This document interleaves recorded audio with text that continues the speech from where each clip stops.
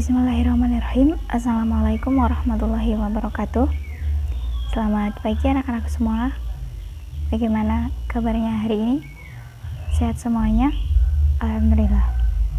Oke, sebelum kita memulai pembelajaran pada pagi hari ini, alangkah baiknya kita membaca surat Al-Fatihah dilanjut dengan doa belajar bersama-sama. Ya. A'udzu billahi minasyaitonir rajim. Bismillahirrahmanirrahim.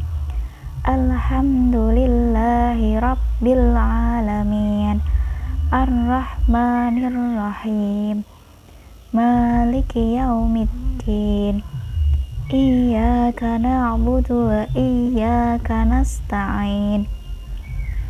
Ihdinas siratal mustaqim. Siratal ladzina an'amta 'alaihim ghairil maghdubi 'alaihim waladdallin. Amin. Bismillahirrahmanirrahim.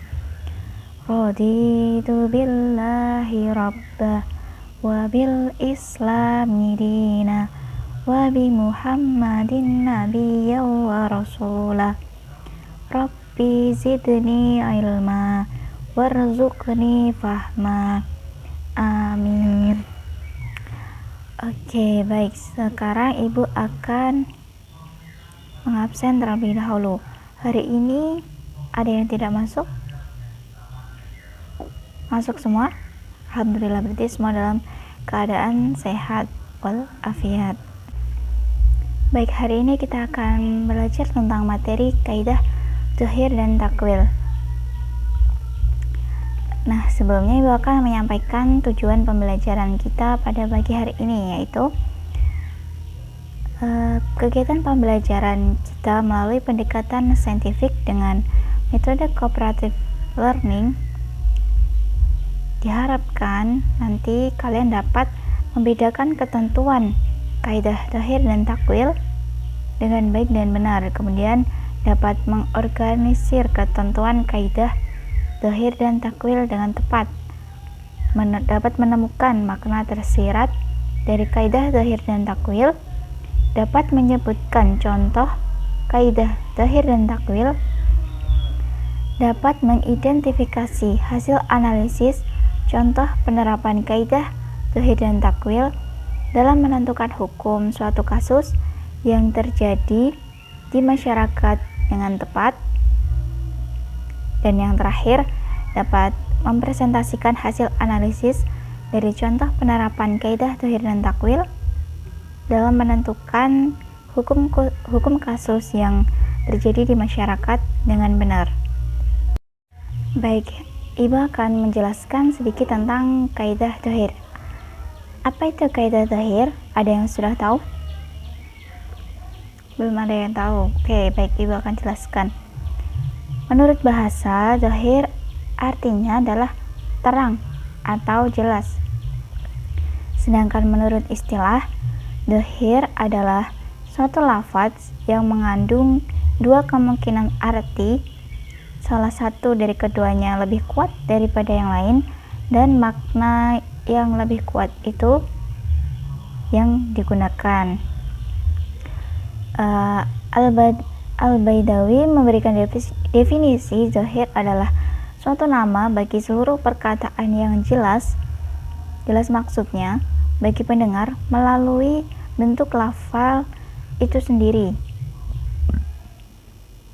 Definisi lain tentang dzahir juga dikemukakan oleh Al-Sarakhsi, yaitu sesuatu yang dapat diketahui maksudnya dari pendengaran itu sendiri tanpa harus dipikirkan lebih dahulu.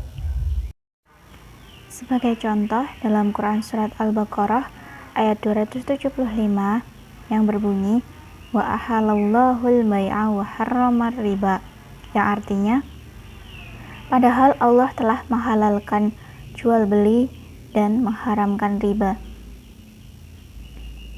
Arti zahir yang cepat dapat ditangkap dari ayat tersebut adalah kehalalan jual beli dan keharaman riba, tetapi bukan pengertian itu yang dimaksud menurut konteks dari ayat tersebut. Persoalan haram dan riba, maksudnya persoalan haram riba dan halal jual beli sudah diketahui sebelumnya.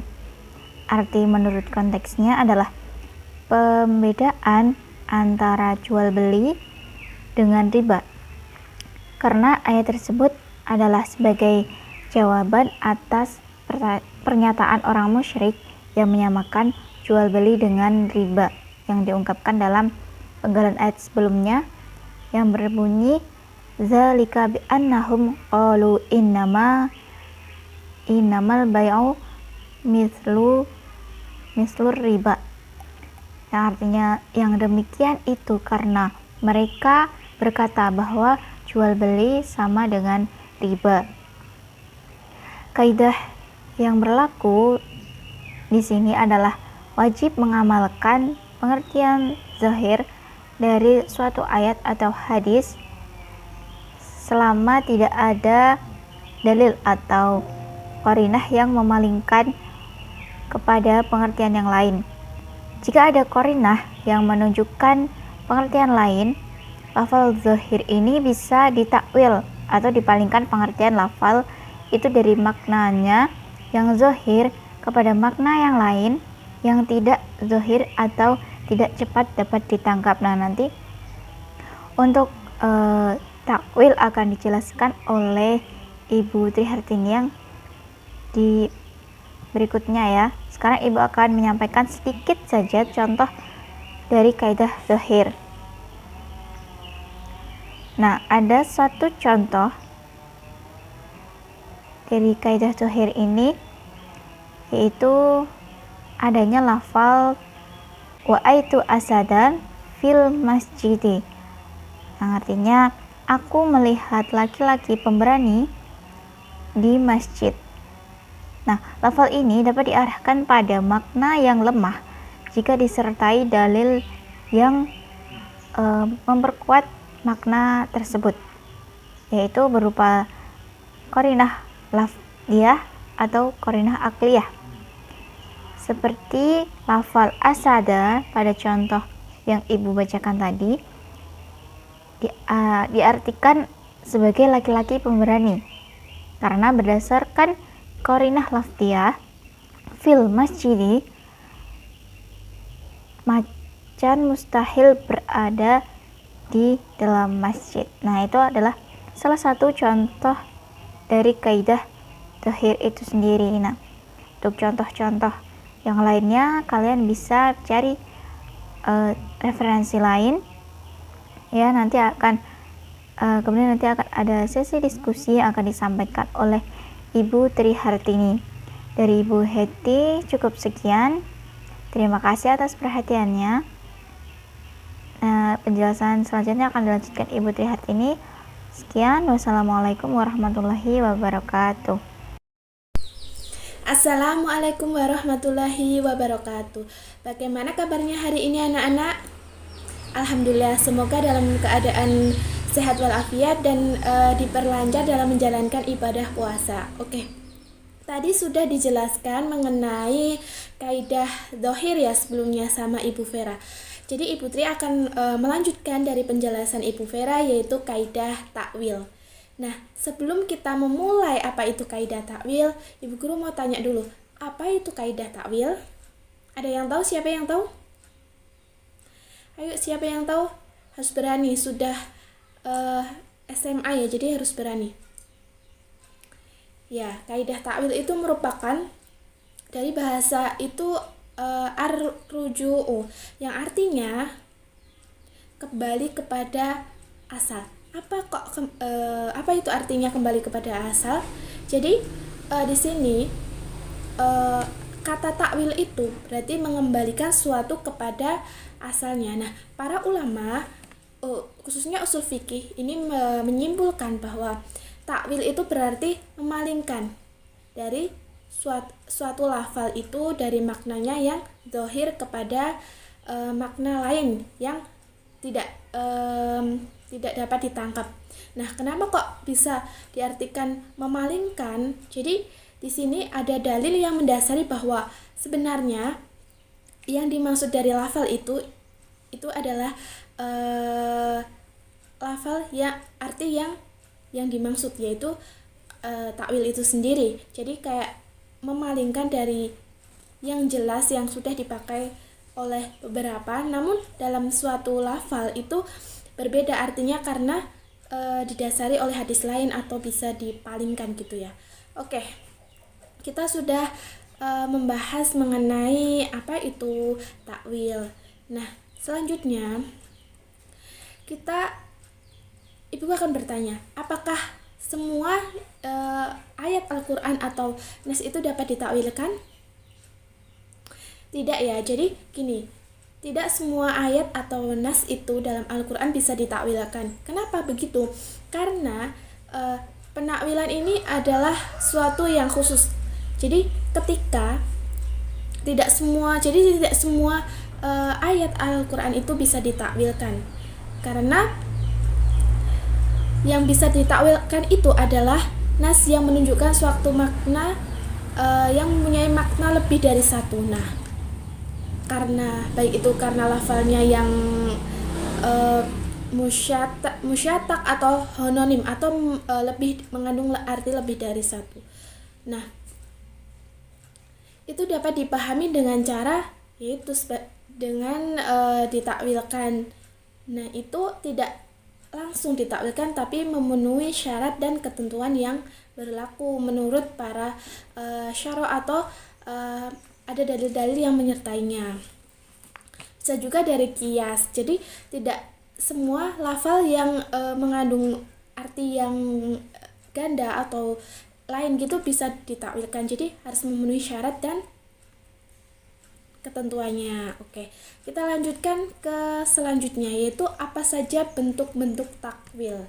Nah, di sini ada sekitar 4 bentuk takwil yang Ibu akan bahas. Yang pertama yaitu mengalihkan lafal dari umum ke khusus. Apa maksud dari umum ke khusus? Nah, ini dapat dilihat dari Quran Surat Al-Baqarah ayat 228. Silahkan anak-anak dibuka Al-Qur'annya dan dibaca. Sudah ya? Oke, kita lanjut. Jadi di sini bahwa ayat tersebut menerangkan bahwa wanita yang ditalak oleh suaminya itu harus menjalani iddah atau masa tunggu. Ya, pintar sekali. Jadi di sini dijelaskan bahwa masa tunggu atau masa iddah atau istri yang ditalak oleh suaminya itu 3 kali quru. Apa artinya 3 kali quru? Quru. Jadi 3 kali masa haid atau masa suci. Nah, ayat ini juga berlaku umum, bahwa menerangkan bahwa ayat ini berlaku umum. Kenapa kok bisa berarti umum? Jadi tidak hanya istri yang ditalak, berarti kan istri yang ditinggal suaminya, meninggal, atau yang belum haid ataupun sudah haid. Nah, atau yang sudah digauli atau yang belum. Ini kan tidak dijelaskan secara rinci ya. Cuma hanya dijelaskan bahwa wanita itu ketika ditalak itu harus menunggu masa iddah. Nah, itu adalah arti yang umum.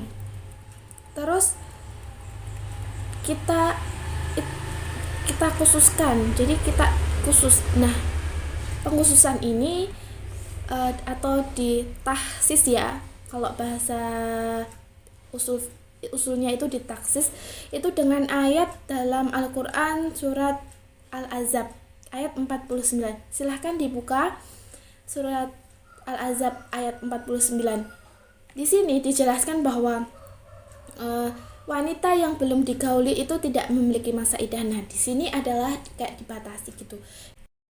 Oke, kita lanjutkan ke bentuk yang kedua, yaitu bahwa bentuk yang kedua adalah, silahkan dibaca Mas siapa ya namanya? Mas Andi ya? Silahkan dibaca ya. Ya, mengalihkan lafal dari maknanya yang mutlak kepada makna yang terbatas atau muqayyad. Nah, jadi ini bagaimana ya? Jadi gini, Dalam Quran surat Al-Maidah ayat 3 ini dijelaskan bahwa darah itu diharamkan, tapi tidak dijelaskan darah apa saja. Jadi maknanya ini semua darah diharamkan. Namun ini dibatasi atau ditaklid dengan Quran surat Al-An'am ayat 135, yaitu bahwa dikatakan bahwa darah yang mengalir. Jadi yang diharamkan ini adalah darah yang mengalir. Jadi di sini adalah tadi ya sudah dijelaskan bahwa maknanya itu kepada yang mutlak ke dibatasi gitu. Oke, selanjutnya yaitu yang ketiga, yaitu mengalihkan maknanya dari yang hakiki kepada yang majazi. Silahkan nanti dibaca sendiri untuk mempersingkat waktu. Oke, selanjutnya yaitu mengalihkan lafal dari maknanya yang mengandung wajib dan menjadi makna yang sunnah. Bagaimana ini? Jadi gini, contohnya itu dalam Quran surat Al-Baqarah ayat 282 bahwa seorang mukmin itu harus diwajibkan untuk menulis atau mencatat hutang-hutangnya atau jumlah hutangnya. Dikhawatirkan ini akan kelupaan gitu. Namun kewajiban ini atau mewajibkan ini dialihkan atau ditakwilkan ke dalil dalam Al-Quran surat Al-Baqarah 283, yaitu ayat selanjutnya bahwa mengalihkan ini menjadi sunnah, yaitu jadi mencatat hutang itu sunnah, tidak diwajibkan. Tadi kan ayat 282 mengatakan bahwa harus menuliskan jumlah atau hutang-hutang yang dimiliki seorang ketika dia memiliki hutang. Namun di sini ayat selanjutnya menjelaskan bahwa itu tidak harus ditulis gitu, jadi hukumnya disunahkan. Nah, itu tadi bentuk-bentuk dari takwil. Kita lanjutkan kepada masalah-masalah yang dapat menerima takwil. Nah, tadi Ibu Guru sudah katakan bahwa tidak semua ayat Al-Quran itu dapat menerima takwil, tapi ada masalah-masalahnya, ada syaratnya yang bisa ditakwilkan, ayat-ayat atau dalil yang bisa ditakwilkan atau lafal yang bisa ditakwilkan. Oke, langsung saja kita ke masalahnya apa saja. Namun di sini ada 3 pendapat mengenai masalah-masalah yang dapat ditakwilkan ini. Nah, 3 pendapat ini, yang pertama adalah bahwa masalah yang berhubungan dengan akidah itu tidak dapat menerima takwil. Ini pendapat dari golongan musyabihah, yaitu mereka yang menyamakan Tuhan dengan makhluknya. Na'udzubillah ya, ini tidak ini hanya golongan tertentu. Na'udzubillah. Jadi gini, golongan ini atau mazhab ini tuh mengatakan bahwa akidah itu tidak dapat menerima takwil gitu ya. Nah, nanti selanjutnya Ibu akan jelaskan. Terus yang masalah yang kedua yaitu bahwa masalah yang berhubungan dengan akidah itu dapat menerima takwil, tetapi takwilnya itu diserahkan kepada Allah. Nah, ini adalah pendapat dari ulama mazhab salaf ya. Terus yang ketiga adalah jadi masalah yang berhubungan dengan akidah itu dapat menerima takwil. Ini pendapat dari ulama khalaf. Oke, dari ketiganya ini Ibu Guru ambil contoh. Jadi dari Quran surat Al-Zariyat ayat 47, silahkan anak-anak buka. Di situ dikatakan bahwa dan langit itu kami bangun dengan kekuasaan kami, dan sesungguhnya kami benar-benar berkuasa. Nah, lafal berkuasa, lafal ayadan itu jamak dari lafal yadun, yang arti zahirnya atau arti jelas atau terangnya tadi itu adalah tangan. Nah, bagaimana tadi kan artinya gini, dan langit itu kami bangun dengan kekuasaan kami, dan sungguhnya kami benar-benar berkuasa.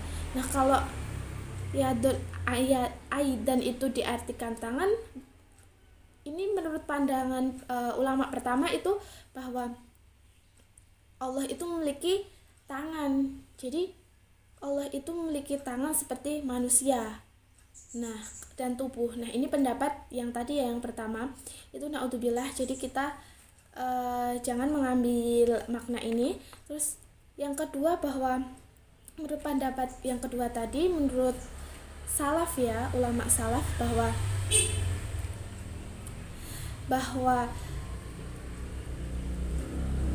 Allah mempunyai tangan ini, yang dimaksud tangan di sini itu terserah kepada Allah, kita kembalikan kepada Allah. Jadi dan tidak dapat dijangkau oleh akal kita. Jadi ini maknanya yang tahu tuh hanya Allah gitu. Jadi kita hanya meyakini saja bahwa itu kekuasaan Allah gitu. Jadi artinya kita kembalikan kepada Allah, karena yang mengetahui arti sesungguhnya itu Allah sendiri gitu. Kita kembalikan. Nah, yang terakhir adalah menurut pendapat halaf ya, ulama halaf. Tadi bahwa dikatakan bahwa yang dimaksud tangan itu artinya kekuasaan. Jadi bukan tangan yang dimaksud, tapi kekuasaan, atau ditakwilkan menjadi kekuasaan gitu. Oke. Sudah jelas semuanya? Ada yang ditanyakan sampai di sini? Tidak ya? Oke, baik. Oke, kita lanjut. Silahkan baca yang syarat-syarat takwil. Ayo Mas, siapa tadi? Silahkan dibaca ya syarat-syarat takwil. Oke, Ibu akan jelaskan satu persatu ya. Jadi syarat-syarat takwil tadi kan dikatakan bahwa tidak semua lafal dapat ditakwilkan. Nah, yang syarat pertama itu harus sesuai dengan ketentuan bahasa atau kebiasaan pemakaiannya, atau kebiasaan sahibu syar'i, atau Allah Subhanahu wa taala dan Rasulnya. Takwil di luar ini tuh tidak sah. Jadi gini, ketika bahasanya itu atau ketentuan bahasanya itu tidak sesuai dengan pemakaian oleh Rasulullah dan Allah itu, atau yang dimaksud Allah itu kebiasaan secara umum itu tidak sesuai dengan itu, berarti itu tidak bisa ditakwilkan. Terus ada dalil yang menunjukkan bahwa yang dimaksud itu dengan lafal itu adalah makna arti yang ditakwilkan. Jadi tadi ya, bahwa arti yang lafal yang tersebut itu tidak ada dalil yang menyertai bahwa arti yang ada di ayat atau lafal itu jadi seperti itu gitu, tidak ke makna yang dohir tadi gitu. Jadi ditakwilkan karena ada dalil yang menyertainya. Terus yang ketiga adalah apabila takwil itu harus didasarkan kepada kias, maka hendaklah kias jali, bukan kias kafi. Nah, ketika ini menjadi perdebatan, itu pasti kan ada kias ya. Jadi ada kias, nah nanti kiasnya itu mengambil kias yang kuat atau kias yang jelas atau kias jali ya, bukan kias yang kafi. Oke, kita lanjutkan kepada aplikasi dan contohnya takwil. Nah, tapi sebelum memasuki, bagaimana tadi sudah jelas ya semuanya? Alhamdulillah jelas. Oke. Jadi contohnya itu seperti apa sih takwil itu? Jadi gini. Itu ada ayat yang mengatakan bahwa firman Allah itu, silakan dibaca di modulnya anak-anak. Yang contoh pertama ya, wa halalallahul bai'u wa haramar riba. Jadi Allah itu menghalalkan jual beli dan mengharamkan riba. Di sini tidak dijelaskan apa saja jual beli yang dihalalkan dan jadi hanya mengatakan bahwa setiap jual beli itu halal. Padahal ada jual beli yang diharamkan. Jadi dan makna itu adalah makna dohir ya. Jadi makna arti yang jelas itu tadi, jual beli itu halal dan tidak ada keterangan bahwa jual beli itu ada yang diharamkan. Maka di sini ditakwilkan dengan hadis-hadis yang mengatakan bahwa atau yang melarang bahwa jual beli yang mengandung kecoh, jual beli yang bukan miliknya, barang-barang yang bukan miliknya, atau yang buah-buahan yang belum matang itu diharamkan. Maka di sini ditakwilkan atau dipalingkan dengan itu. Jadi dibatasi dari yang jual beli, semua jual beli itu halal, dibatasi dengan jual beli yang merugikan, yaitu salah satunya adalah mengecoh atau bukan miliknya, barang bukan miliknya itu diharamkan dengan dalil-dalil didukung dengan hadis-hadis yang melarang itu tadi. Oke. Yang kedua, contoh yang kedua adalah bahwa ada firman Allah, yaitu Quran surat Al-Maidah ayat 3 mengatakan bahwa diharamkan bagimu memakan bangkai dan darah. Dan di sini tidak dijelaskan. Ibu guru tadi udah menjelaskan di awal bahwa contoh yang tadi bahwa darah yang haram itu ditakwilkan karena di sini tidak dibatasi ya. Jadi ditakwilkan Quran surah An-An'am yaitu audamu masfuhan, yang artinya atau darah yang mengalir. Jadi di sini dibatasi bahwa darah yang diharamkan itu adalah darah yang mengalir, tidak semua darah diharamkan, begitu ya. Oke, sampai sini sudah paham semuanya? Ada yang ditanyakan? Oke, Ibu Guru memberikan kesempatan untuk anak-anak yang bertanya atau yang belum jelas. Tadi Ibu sudah sedikit menjelaskan mengenai materi, mengenai kaidah takwil. Nah, sekarang giliran anak-anak yang bertanya, apa saja yang masih belum jelas. Ada yang ditanyakan? Alhamdulillah, jadi sudah jelas ya, nggak ada yang ditanyakan. Oke, kita lanjut. Nah, silahkan anak-anak itu untuk memahami materi yang lebih jelas, silahkan dibaca buku modulnya ya, karena Ibu tadi hanya menjelaskan sekilas saja. Oke, selanjutnya Ibu akan membagi ke dalam 5 kelompok. Silahkan anak-anak berhitung 1 sampai 5, kemudian nanti bergabung sesuai dengan nomornya. Silahkan dimulai dari Mbak siapa tadi? Mbak Fatimah. Oke, silahkan. Oke, sudah ya, sudah terbagi menjadi 5 kelompok. Jadi di sini Ibu akan memberikan tugas bahwa kelompok-kelompok tersebut silahkan cari contoh atau aplikasi dari kaidah dhahir dan takwil yang telah dijelaskan Ibu Guru dan Ibu Vera tadi sebelumnya.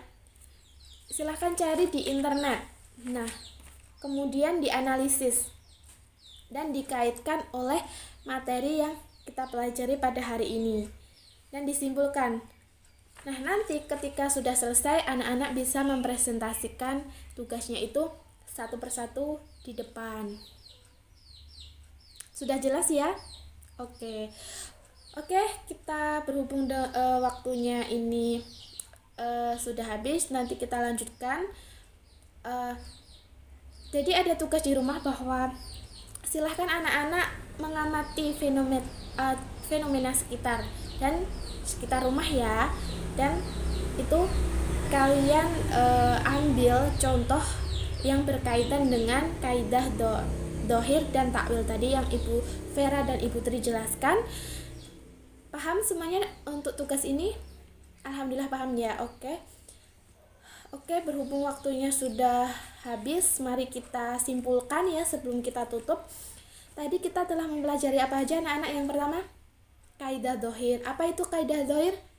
Terang atau jelas ya, artinya itu terang atau jelas, atau jadi mengambil makna yang lebih jelas dari makna yang tidak jelas. Jadi ada 2 makna, kita ambil yang makna yang jelas gitu ya. Dan sedangkan takwil itu kebalikan dari dhahir. Kalau dhahir itu makna yang jelas, jadi makna yang jelas. Yang takwil itu menakwilkan dari makna yang jelas kepada makna yang dhahir, jadi yang tidak umum gitu ya, karena ada dukungan dalil ataupun kias dan lain sebagainya. Oke, terus apalagi kita mempelajari apa tadi ya, bentuk-bentuknya banyak ya tadi, bentuk-bentuknya dan syaratnya gitu ya. Tidak boleh menakwilkan dari kebiasaan atau kata-kata Nabi dan Allah Subhanahu wa taala gitu ya. Oke, baik, itu saja yang dapat Ibu Guru sampaikan, kurang lebihnya mohon maaf.